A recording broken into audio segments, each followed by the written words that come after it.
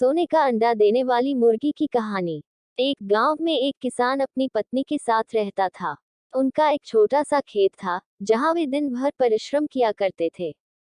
किंतु कठोर परिश्रम के उपरांत भी कृषि से प्राप्त आमदनी उनके जीवन यापन हेतु पर्याप्त नहीं थी और वे निर्धनता का जीवन व्यतीत करने हेतु विवश थे।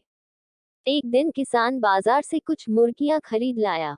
उसकी योजना मुर्गियों के अंडे विक्रय कर अतिरिक्त धन उपार्जन था।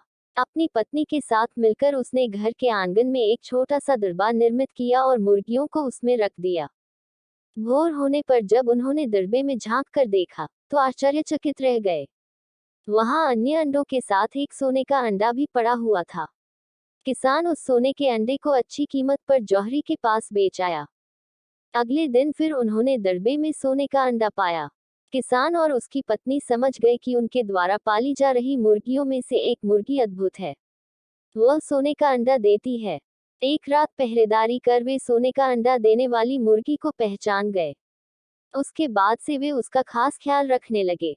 उस मुर्गी से उन्हें रोज सोने का अंडा मिलने लगा।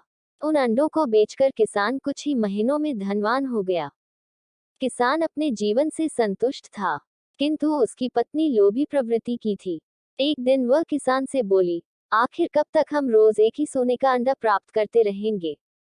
क्यों न हम मुर्गी के पेट से एक साथ सारे अंडे निकाल लें।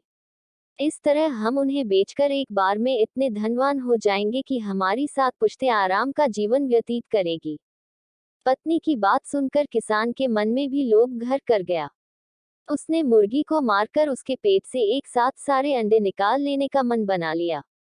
वह बाजार गया और वहां से एक बड़ा चाकू खरीद लाया। फिर रात में अपनी पत्नी के साथ वह मुर्गियों के दरबे में गया और सोने का अंडा देने वाली मुर्गी को पकड़कर उसका पेट चीर दिया। किंतु मुर्गी भीतर से सामान्य मुर्गियों की तरह ही थी। उसके पेट में सोने के अंडे नहीं थे। किसान और उसकी पत्नी अपनी गलती पर पछताने लगे। अधिक सोने के अंडों के लोभ में पड़कर वे रोज मिलने वाले एक सोने के अंडे से भी हाथ धो बैठे थे।